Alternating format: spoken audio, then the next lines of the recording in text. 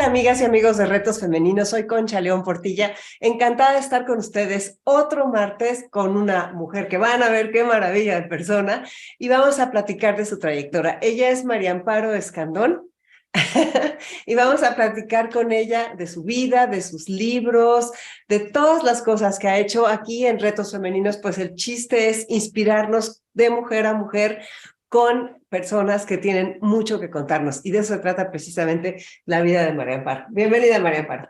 Concha, qué honor. Muchísimas gracias por la invitación. Bueno, retos femeninos, qué maravilla, ¿no? Bueno, pues las mujeres así somos, vivimos llenas de retos y nos la pasamos sorteándolos.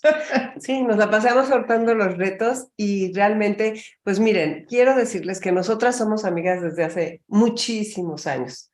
Hace no sé cuántos, no sé, desde Ya la ni lo carrera. cuento. Sí, como 44 años. Sí. Y nuestra sección se llama Los Nuevos 60.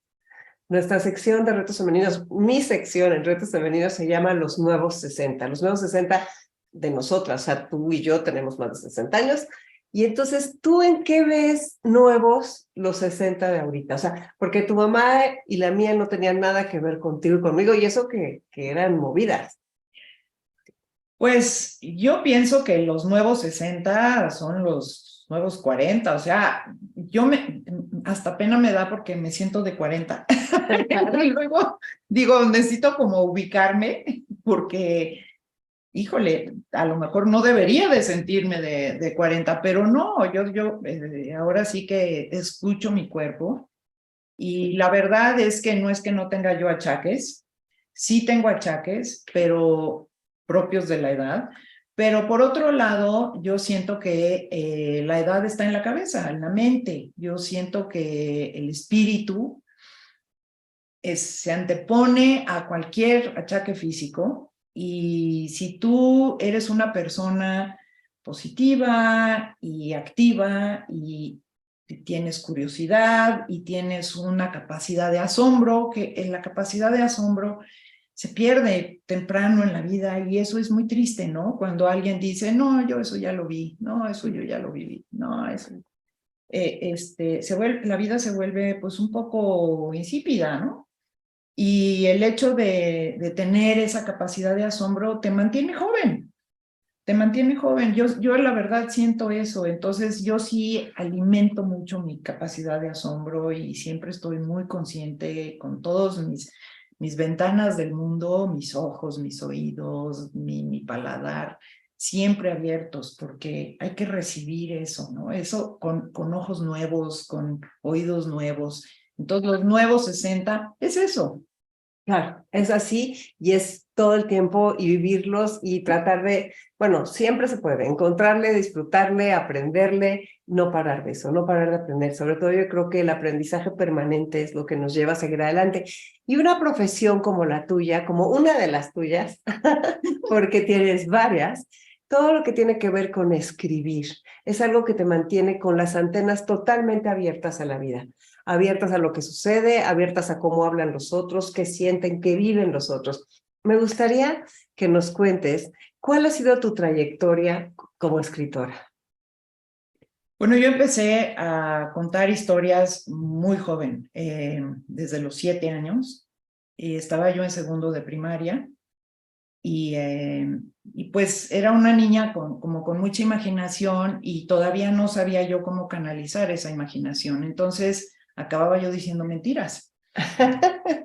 Sí, pues así es. Entonces, Acabas diciendo mentiras. un día llegué con mi mamá y le enseñé un moretón en el brazo y le dije, es que me pellizcó mi nana, una nana que yo adoraba. Y mi mamá no lo pudo aguantar y la despidió. Y se fue mi nana adorada entre llantos y fue una cosa horrible. Me sentí fatal y confesé, ¿no? Dije, bueno, la verdad es que era la vacuna. Me acababan de vacunar en la escuela o algo así y entonces se me hizo un moretón y se me hizo muy simpático inventar que había sido un pellizco. Entonces vi las consecuencias de la mentira, pero realmente cuando tienes 7 años es muy difícil que concluyas cosas acertadas. Entonces, gracias a Dios, tuve la ayuda de mi abuela, que presenció el incidente, y me dijo, mira, las mentiras y los cuentos es lo mismo. Es la misma Qué cosa. maravilla. La única diferencia es la intención. O sea, si tú tratas de engañar a alguien con tu cuento, entonces es mentira y haces daño. Pero si todo el mundo sabe que es inventado, entonces estás entreteniendo a los demás. O sea, se vuelve una cosa divertida. Y aquí tienes este cuaderno y este lápiz y escribe aquí todas tus mentiras y compártelas con tus amigas. Y así fue. Qué gran abuela. Sí, y me pasé todo segundo año, escribe y escribe mis historias y dibujitos y ve tú a saber, que al final del año pues tuve que reprobar porque no sabía yo nada de la clase, me la pasaba yo en lo mío, ¿no? Que también fue una cosa buena, hay que ver el lado positivo porque el siguiente año yo era la más grande y tenía todo un grupo nuevo de lectoras de todos mis cuentitos, entonces fue muy bueno, me dio mucha seguridad. Y desde entonces siempre he escrito. Ya para mí ha sido una manera de vivir. Me publicaron mis primeros cuentos a los 16 años. Tuve un taller muy bonito que lo dirigía el maestro San José, fue una cosa lindísima, era yo la mascota del taller porque todos eran puros adultos y yo. Y después me pasó una cosa muy chistosa, fíjate, yo era muy lectora de los escritores latinoamericanos. Leía yo a Octavio Paz, a Carlos Fuentes, a Benedetti, a Onetti, a Juan Rulfo, a Neruda. Yo decía, wow, qué padre, ¿no? Pero al mismo tiempo me daba yo cuenta que si yo quería escribir, tenía yo que escribir como hombre, porque todos eran hombres. Y había, pues estaba la Poniatowska y estaba Rosario Castellanos, había 2 o 3 por ahí, pero el gran, sí, la mayoría. La mayoría eran hombres. Entonces yo sentía que tenía que escribir como hombre. Y así pasó el tiempo. Y cuando emigré a la ciudad de Los Ángeles y empecé a ir a librerías, me empecé a dar cuenta de la cantidad de mujeres escritoras que había en el idioma inglés. Y eso me abrió el mundo y me dio permiso de empezar a escribir como mujer. Y fue una maravilla. Entonces, fue así como un despertar. Claro, claro. Increíble, ¿no? Sí, sí, fue como descubrir el otro terreno, ¿no? Es decir, no tengo que hacerlo como hombre. Y entonces, pues tu primera novela, la que te dio a conocer al mundo, yo creo, ¿no? O sea, Santitos. Con Santitos tú fuiste así como, ¡fum! Fue una explosión, fue la película, empezó como guión, fíjese qué interesante, ya después lo pasó a novela. No sé si esa ya la escribiste en inglés o si... ¿Sí? Empezaste a escribir en inglés siendo mexicana, porque vaya, nunca tuviste una escuela bilingüe desde chiquita, o sea, no, pero al estar viviendo allá, pues entonces empezaste y escribiste Santitos. Sí, me pasó una cosa muy interesante, porque para mí Santitos fue una revelación de mi cultura. Porque cuando yo vivía en México, pues vives tu cultura, no la observas, la vives, ¿no? Pero estando allá, desde Los Ángeles, que te entra el extrañamiento y que empiezas a idealizar tu país y tu gente y tu mundo, y empiezas a ver tu cultura a distancia. Entonces, es como cuando tú tienes una foto y la ves así de cerquita, pues no ves el detalle, casi que, y sobre todo después de los 60, tienes que como que alejar la foto un poquito, ¿no? Para ver el detalle. Y eso me pasó con México. Mientras yo vivía aquí, pues la vivía la cultura, pero estando allá la empecé a ver a distancia con más detalle. Pero como buena escritora que era, no usaba yo un telescopio, usaba yo un caleidoscopio para ver todos los prismas y ver mi cultura con sus colores y sus formas y sus todo, ¿no? Cómo se movía. Entonces, Santitos es producto de esas observaciones, ¿no? O sea, decía yo, bueno, esa manera que tenemos los mexicanos de acercarnos a nuestra religión, obviamente el tema religioso es importante en Santitos, y es como los santos son como nuestros parientes, ¿no? O sea, les hablamos, nos quejamos con ellos. Oye, San Antonio, ¿por qué no encuentro las llaves de la casa? A la pareja. O ¿por qué no tengo pareja? Te voy a poner de cabeza. No, es todo eso que es una cosa muy, hasta cierto punto, sincrética, porque también viene desde las culturas prehispánicas, ¿no? O sea, tú imagínate que llegan los españoles y que te dicen, no, no puedes creer en un solo Dios. No puedes creer en muchos dioses, tienes que creer en uno solo, pero aquí están todos los santitos y todo, que bueno, pues perfecto, ¿no? A este santo le rezas para poder embarazarte y tener un hijo. Ah, bueno, pues es el dios de la fertilidad, ¿no? Y entonces transportamos todas esas deidades y les asignamos los trabajos que normalmente tienen los santos, y bueno, nos vino como guante, ¿no? La religión, porque pues había muchas cosas que se podían interpretar de muchas maneras, ¿no? ¿Santitos de qué año es? Pues es del 2000. Fíjate, empezaste el siglo con Santitos. Empecé el siglo con Santitos. Y bueno, la escribí en inglés porque pues yo vivía allá, ya había hecho mi vida en Estados Unidos y me pareció un ejercicio para aprender. Yo me considero una estudiante perpetua del idioma, tanto del inglés como del español, y para mí era un ejercicio de aprendizaje del idioma, ¿no? Entonces dije, voy a asumir ese reto y voy a tratar de escribirla en inglés. Y luego yo misma hice la traducción al español. Y sí, realmente aprendí mucho, aumenté mi vocabulario, me funcionó muy bien. También que mi siguiente novela y la siguiente, las tres que he escrito, todas las he escrito en inglés. Sí, pero bueno, Santitos me gustaría así brevemente, pues Santitos fue la que se tradujo en ¿cuántos idiomas? 21. 21 idiomas, o sea, tu primera novela traducida a 21 idiomas yo creo que la mayoría de ustedes que nos están escuchando o vieron la película o ya leyeron la novela, y si no, pues los invito a que lo hagan verdaderamente. Y después de eso, el reto de la siguiente. ¿Les podrías contar un poco a las mujeres que nos están escuchando de qué es y qué hiciste para escribirla? ¿O quieres decir algo más de Santitos que... No, platiquemos un poco de la siguiente novela, que se titula Transportes González e Hija S.A.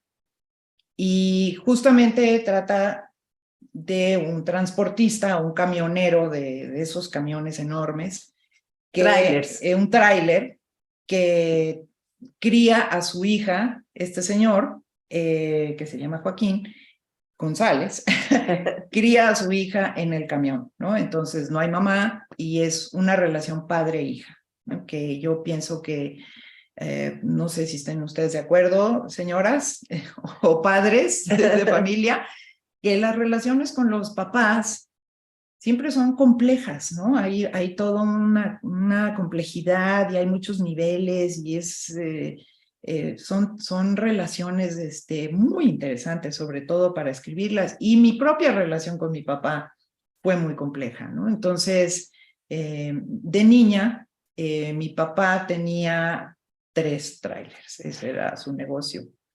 Y mis hermanos siempre podían ir con los choferes a recorrer al tráiler y se los llevaban a dar la vuelta y demás, y yo no, yo me tenía que quedar en mi casa a jugar con mi Barbie, la cual me caía gordísima porque pues yo la veía como ella, como el impedimento de irte al camión. Sí, y ese doble estándar me perduró, ¿no? O sea, yo seguía pensando, bueno, ¿y yo por qué no? Y ya viviendo en Estados Unidos, un día estaba yo la carretera y vi un tráiler pasar que decía Smith and Sons Trucking, ¿no? Smith e hijos, ¿no? Y ahí como que me entró así un eureka de esos que dije, bueno, ¿y por qué todos los negocios son e hijos? ¿No? Funeraria Martínez e hijos, panadería e hijos. ¿Y las hijas dónde están? ¿No? Y entonces dije, no, no, o sea, yo tengo que escribir una historia donde sea e hijas. Y además ya soy un adulto y a mí ya nadie me va a decir que me tengo que quedar en mi casa y no subirme a un tráiler. Entonces me agencié un camionero que me invitó a su camión y estuve un año viajando con él, con otros camioneros que él mismo me fue presentando, con camioneras, porque hay camioneras, y estuve un año investigando, pero mi investigación siempre es muy lírica, no llevo cámara, no llevo grabadora, no llevo libreta, voy a vivir la experiencia y así voy a aprender, ¿no? Como muy físico, muy sensorial, nada intelectual, nada de voy a tomar notas y así viven los camioneros, no, yo voy a vivir la experiencia. Voy a vivir la vida de ellos. Ajá, y entonces escribí una novela que se llama Transportes González e hija, donde es este padre y esta hija que son camioneros, y la historia la cuenta la hija ya de adulta,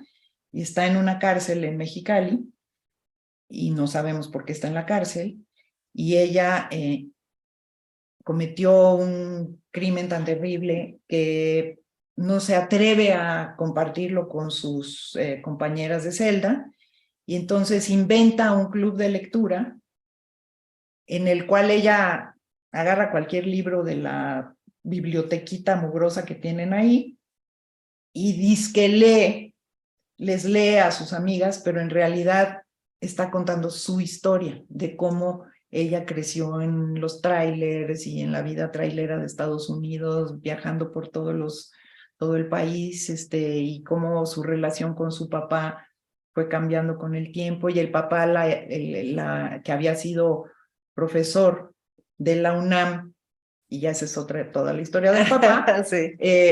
La educa en el camión. Sí, es fantástica. O sea, realmente todo esto lo estoy haciendo para que ustedes vayan teniendo los antecedentes, porque vamos a llegar al tercero, que es el que muy pronto va a presentar en México. Sin embargo, ya lo pueden encontrar en Amazon y ya lo pueden leer. ¿Y los otros dos también? También, Okay, los 3 libros están en Amazon, está el audiolibro, está para leerlo en Kindle, el Kindle o así, y también en papel. O sea, están los 3. Entonces, bueno, pues Santitos, yo he tenido la fortuna de acompañarle en algunos pedazos de la escritura de Santitos, no, pero sí de Transportes González. Entonces veo el esmero, el trabajo, las horas, las historias estas de que para meterte a escribir esa profesión solitaria, cómo de repente te ibas a un hotel y nada más te llevabas pijama para no salir y poder terminar tu obra porque tenías niños chiquitos y porque estabas manejando una casa y porque además tenías una agencia de publicidad en la que trabajabas todo el tiempo, acento, y entonces, y además, pues no tenías ayuda, precisamente en Estados Unidos es más difícil eso de tener ayuda, y por eso esa parte de irse.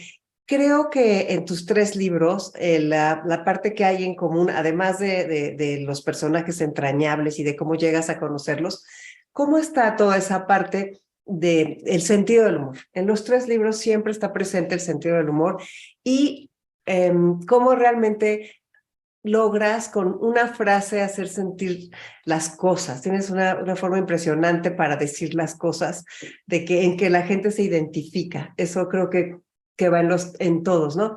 Te vi pasar del reto de haber terminado Santitos y de todo el rollazo que se armó al terror de voy a empezar la otra. Incluso fuimos a librerías y me decías, mira nada más cuántas pilas de libros hay, ¿quién va a leer mi novela? Y al mismo tiempo que escribías y que eras publicista y que también decora y remodela y reinventa casas y espacios, es otra de sus cosas, al mismo que te haces eso, eres maestra. O sea, has dirigido en UCLA no sé cuántos años ni cuántos talleres y a cuántas personas has asesorado, a mí incluyéndome, pero en sus trabajos, en sus guiones, en sus libros. Entonces, antes de pasar a tu tercer libro, me gustaría que nos hables de María Amparo, maestra, cómo ha evolucionado a través de los años. Y si les quieres hablar a ellos, háblales, porque no quiero que pierdan tu mirada. O sea, me gustaría que les platiques. Claro, Yo estoy no, muy claro lista. que sí. Pues yo tuve maestros maravillosos y para mí una manera de devolverles a ellos esa generosidad fue hacer yo lo mismo, ¿no? O sea, para mí es muy satisfactorio poder tener a alguien y hacerle coaching o darle tips y hacerlo de manera estructurada como lo hice en la universidad, que he dado cursos a muchos escritores jóvenes que están empezando y poderlos ayudar a salir, ¿no? Muchas mujeres latinas que vienen de procedencias muy humildes, que cruzan la frontera, que se superan, que van a la escuela, que con unos sacrificios impresionantes.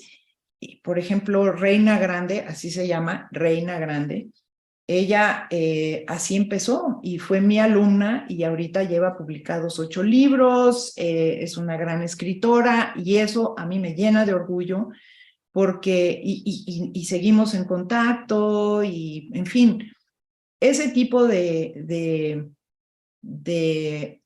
porque ser maestro realmente es una cosa de mucha vocación, ¿no? Y tienes que tener ese desinterés, ¿no? Y esas ganas nada más de poder compartir lo que tú has aprendido y compartirlo con otras personas. Pero además te retroalimenta, porque yo también aprendo, ¿no? O sea, cuando yo estoy asesorando a un escritor, yo estoy aprendiendo. Me dice, no, gracias que me ayudaste. No, gracias a ti, tú me ayudaste a mí también, ¿no? y ha sido lindo, van 29 años que doy clases ahí y sigo dando. Así es que si alguien se apunta. Claro. Y bueno, esa parte de mi vida profesional ha sido maravillosa. También he sido asesora de guión del Instituto Sundance. También he ido a Barcelona a asesorar, a Brasil, y aquí mismo en México también he participado como asesora de guión de cine en muchísimos talleres y laboratorios, lo cual también ha sido parte de eso, ¿no? De ese aprendizaje. Y bueno, creo que algo que es muy bonito tuyo es esa generosidad y esa dulzura con la que asesoras, o sea, porque nunca invades, nunca te haces sentir como, ay, qué bárbaro, qué burro, así no va la cosa. O sea, creo que como que hay un respeto gigantesco y como desenterrar tesoros, ¿no? Esa parte que tenemos los seres humanos y cómo nos ayuda a escribir y cómo nos ayuda a expresarnos, como que lo haces muy bien. Tú también decías que escribir es como meter agua a un pozo, ¿no? De una cubeta a un pozo. Sí, exacto. Que es parte de mi cátedra o lo que yo hablo con mis estudiantes es que para poder escribir uno tiene que, todos tenemos como un pozo aquí atrás del esternón, no salen las radiografías, pero ahí está. Y es un pozo que está lleno de todo lo que nos ha pasado en la vida, ya sabes, desde, ay, se murió mi abuelita en mis brazos, hasta me atropellaron al perro, o sea, todo lo que nos ha pasado en la vida, ahí está. Entonces, tú cuando vas a escribir, echas la cubetita abajo y a ver qué sale, ¿no? Y salen tus miedos, salen tus sinsabores, tus tragedias, tus penas, todo, porque claro, para ser escritor hay que buscar el conflicto, si no hay conflicto no hay historia. Por eso cuando dicen, y vivieron felices, fin, es porque ya cuando viven felices ya no hay historia, ya que aburrido todo. Ya terminó la historia. Exacto. Entonces, un escritor profesional lo que hace es buscar el conflicto, ¿no? ¿Dónde está el drama? Y bueno, pues el drama lo traemos nosotros, es algo que lo vivimos, ¿no? O sea, un escritor tiene realmente dos fuentes de información, que es la referencia, o sea, lo que le pasa a los demás, que si me metí a Google a investigar tal cosa, que si leí en el periódico que pasó esto, que si a mí me contaron tal chisme, ¿no? O sea, la referencia. Y la otra fuente de información es la experiencia, lo que vivimos nosotros. Y la verdad es que siempre usamos las dos, pero cuando estamos escribiendo de manera más honesta, es cuando escribimos nuestra experiencia, lo que nos pasa. Y tener esa facilidad o esa habilidad o esa curiosidad por contarlo de una manera que sea interesante. Y para eso, pues, pasa por un proceso mental en el cual exageras, cambias las cosas, ¿no? Porque es la ficción, tienes que inventarlo, que es ver con un caleidoscopio en vez de un telescopio, ¿no? O sea, estás inventando. Claro. Y al mismo tiempo que estás inventando, o sea, tú, o sea, inventas la personalidad de los protagonistas de tus novelas. Sin embargo, te metes a estudiar cómo hablan. Yo me acuerdo cuando ibas a la cárcel, con que las monjas, solo con las monjas lograste entrar, Sí. cuando ibas a la cárcel para empaparte del lenguaje y entonces no escribir como María Amparo en la cárcel, sino como Libertad en la cárcel. Y sus cuatas, ¿no? La Chocolata, ¿cómo se llamaban estas? Sí. Y así también, cómo te empapaste del lenguaje de los traileros y cómo empezaste a usar sus palabras. O sea, cómo esa parte, la esencia tal vez humana, es la que viene de ti. Sin embargo, el vestido es a través de la investigación. Claro, pero es una investigación muy experimental, ¿no? Y de experiencia, y tener ese oído, que yo digo que tengo oreja de parabólica, porque yo estoy en un restaurante y estoy oyendo a ver qué están diciendo en la mesa de al lado.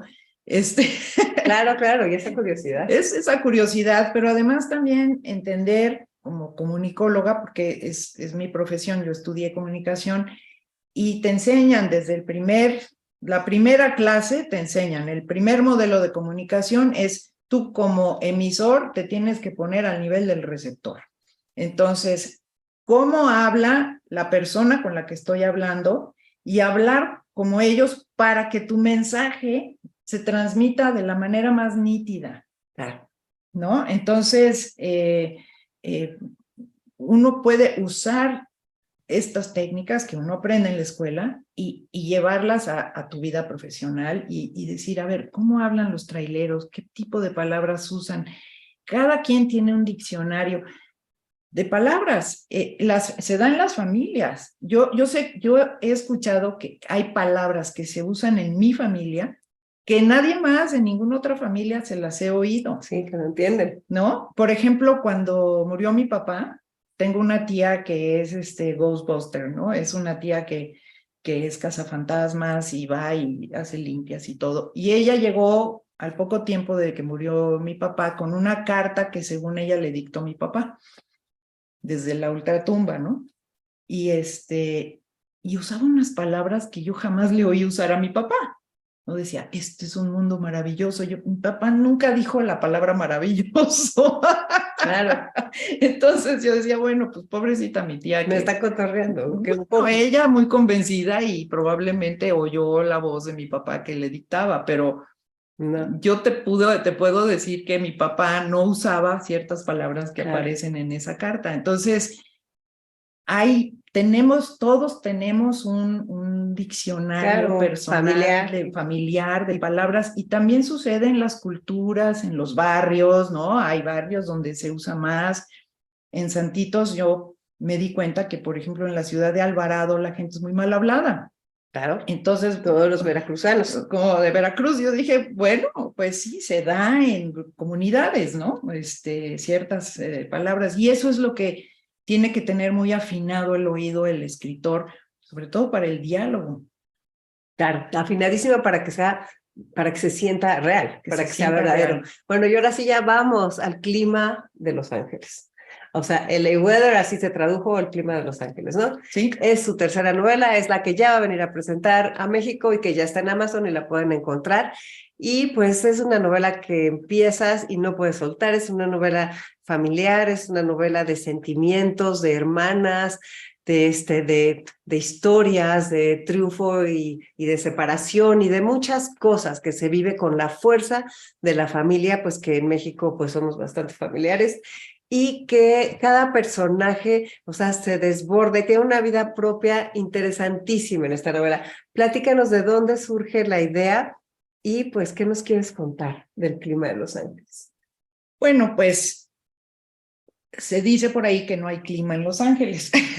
Entonces dije, bueno, qué reto escribir sobre el clima de una ciudad donde se supone que no hay clima. Y la verdad es que sí hay clima.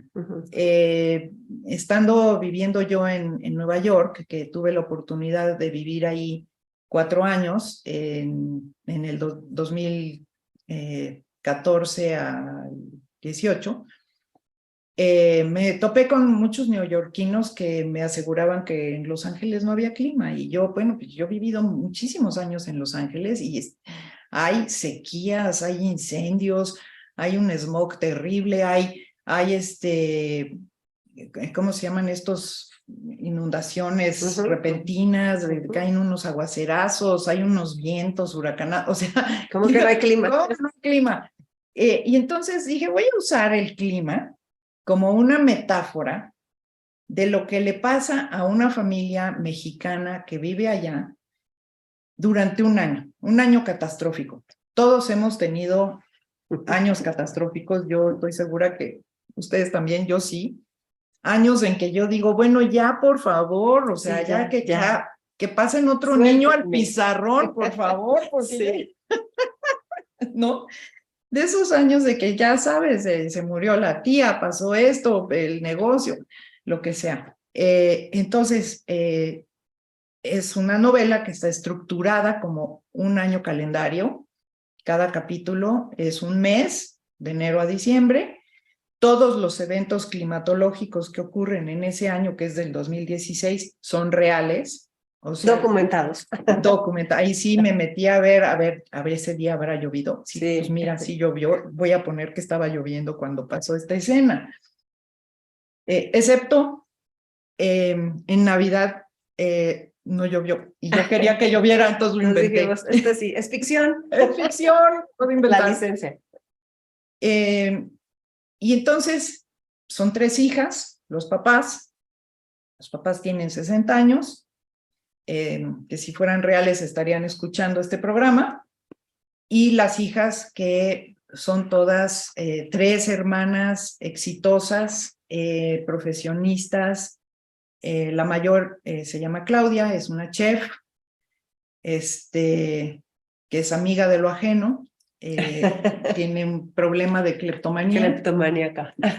La segunda se llama Olivia, es una arquitecta que le va muy bien, remodela casas viejas y las arregla y las revende y tal, pero bueno, también ella es una de las causantes de los problemas de gentrificación, que se da mucho en los barrios antiguos de Los Ángeles, donde vivían comunidades mexicanas desde muchos años, y llegan los hipsters y llegan los jóvenes con mucho dinero, compran estas casas por poco dinero, las arreglan, se empiezan a subir de precio, hay gente que ya no puede pagar, tiene que salir, y entonces pasan cosas pues muy tristes, ¿no? Entonces ella se siente culpable de hacer esto, ¿no? O sea, pues estoy remodelando casas y estoy sacando a mis paisanos de esto y me siento mal, ¿no? Porque también son personajes contradictorios, porque no puedes hacer, los malos son malos, los buenos son buenos, ¿no? Como las personas, como nosotros. Como todos nosotros, ¿no? Y la más joven se llama Patricia, y ella es influencer de redes sociales, es la más joven, tiene 28 años, muy apropiado, se dedica al tema de las redes sociales. Y entonces, las 3 están casadas y su vida va a cambiar en este año, dramáticamente, ¿no? Entonces, sus papás también están casados. Los papás están siguen juntos, casados, sí, y también su vida cambia dramáticamente. Hay un gran secreto Familiar, que no lo vas a decir, por No, favor. no les voy a contar. Lean el libro. Sí, sí, sí. Pero bueno, quería yo explorar el tema de las mujeres y nuestra relación de hermandad, ¿no? Cómo las mujeres nos apoyamos unas a otras, cómo tenemos esa habilidad extraordinaria que no se encuentra a veces en los hombres, de un sentido comunitario de género, ¿no? Sí, de solidaridad, de hermandad. No sé. De hermandad. Y entonces son estas tres hermanas que sí se pelean y pasa todo esto, pero que al momento cuando la cosa se pone grave, ahí están, una con la otra, ¿no? Y también quise incluir a la mamá, que se llama Keila, que es una ceramista, artista y tal, y todo lo que ella pasa y su transformación, porque tiene un matrimonio de 40 años, gastado, difícil, cansado.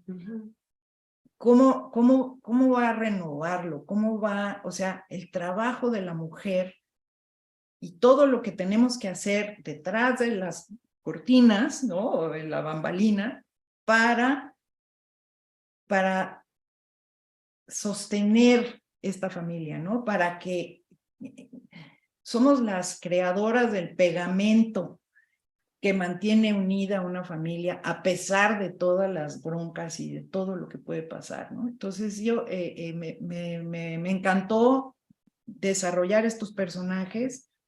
Cada una de ellas tiene conflictos que yo he vivido, porque hay mucho de mí también, ¿no? Sí. Y hay mucho de gente que conozco, de mi familia, de mi vida, y no es que sea yo floja, que no me gusta investigar y escribo más de lo mío, pero una vez más, es cuando echo la cubetita al pozo y sale, pues... Sí, esta novela es la que más tiene eso. Es la que más tiene eso, es la que más se acerca a mi experiencia personal.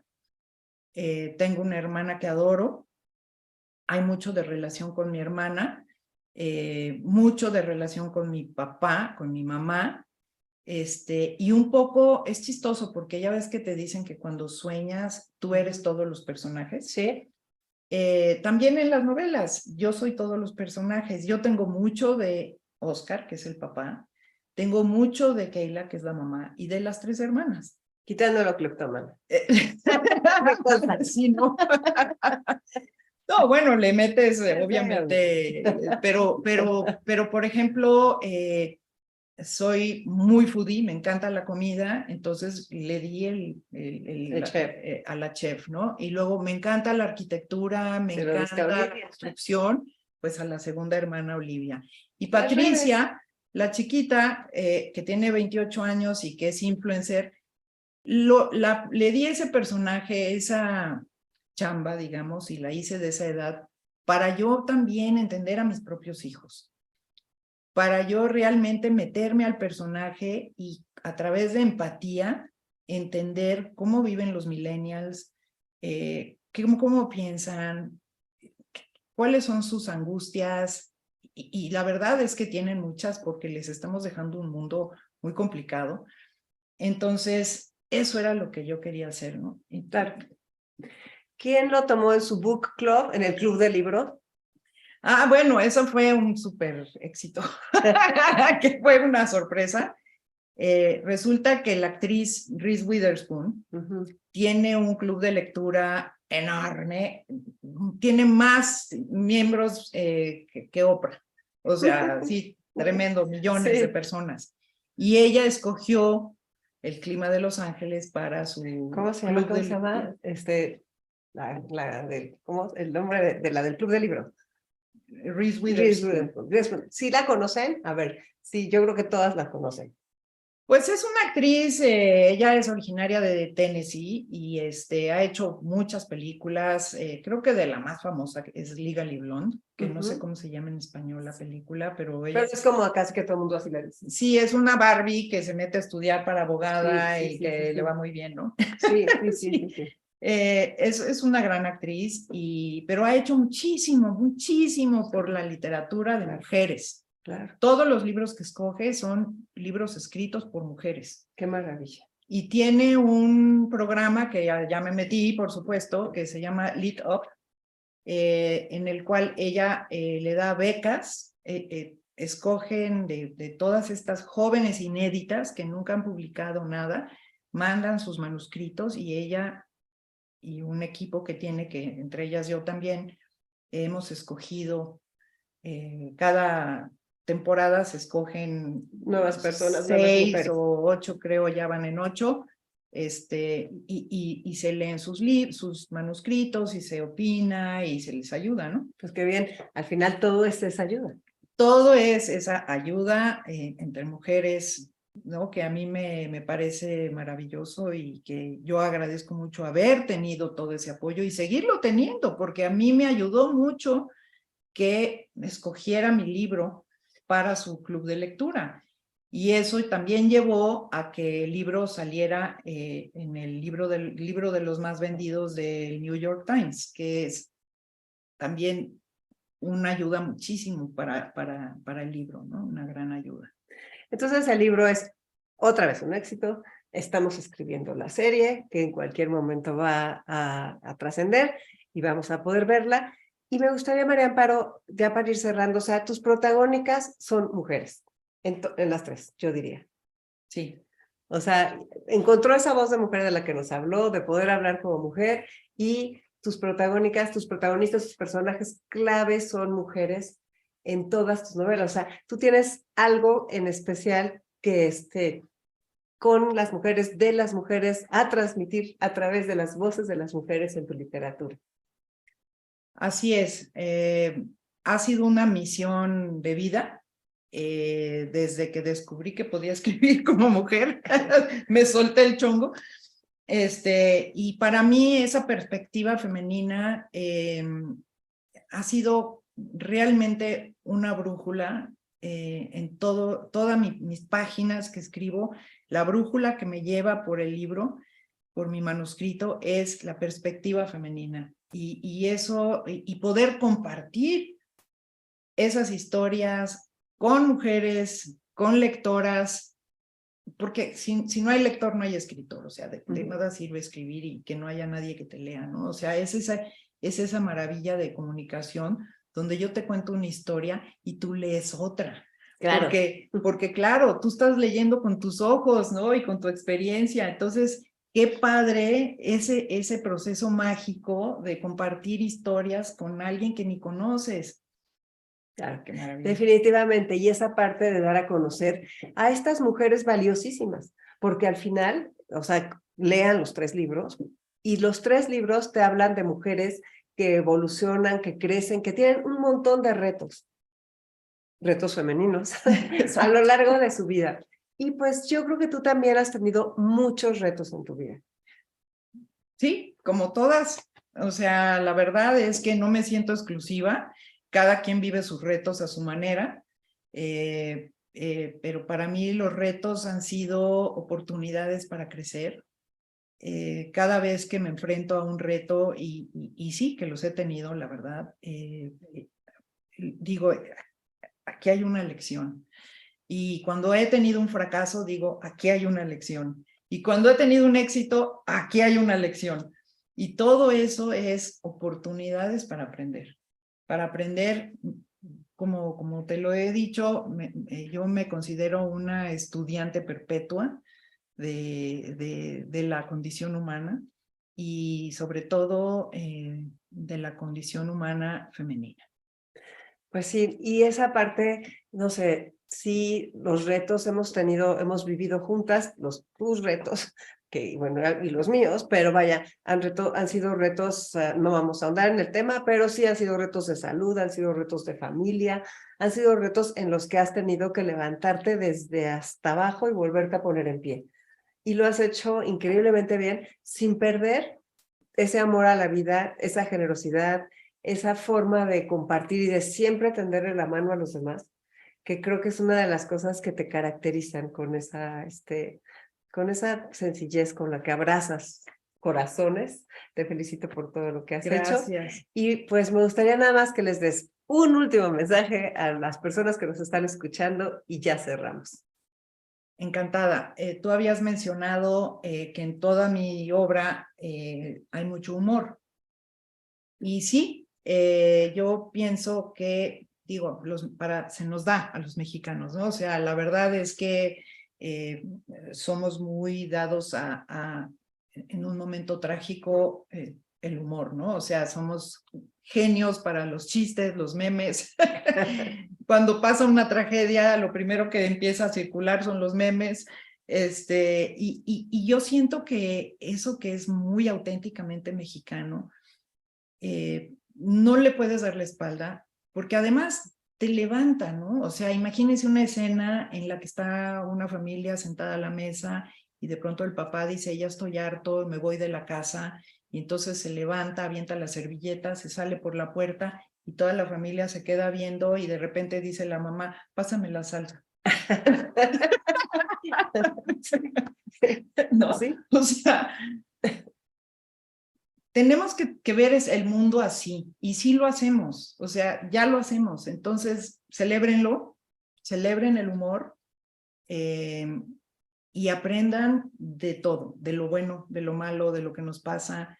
Todo todo viene con una lección, y eso es algo que no debemos de olvidar y que debemos de aprovechar porque es lo que nos hace crecer como personas. Pues es un gran consejo. Gracias, María Clara, por haber estado aquí en Retos Femeninos. Gracias a ti, Concha, qué éxito y qué logro y qué honor, porque bueno, poder hablar con ustedes y hablar contigo y seguir hablando contigo y nunca se nos va a acabar la conversación a ti y a mí. Se nos va a acabar la conversación. Pues muchas gracias a todos ustedes por su atención. Soy Concha León Portilla y nos vemos y nos escuchamos pronto en otro episodio de Los Nuevos 60 aquí en Retos Femeninos. Bye.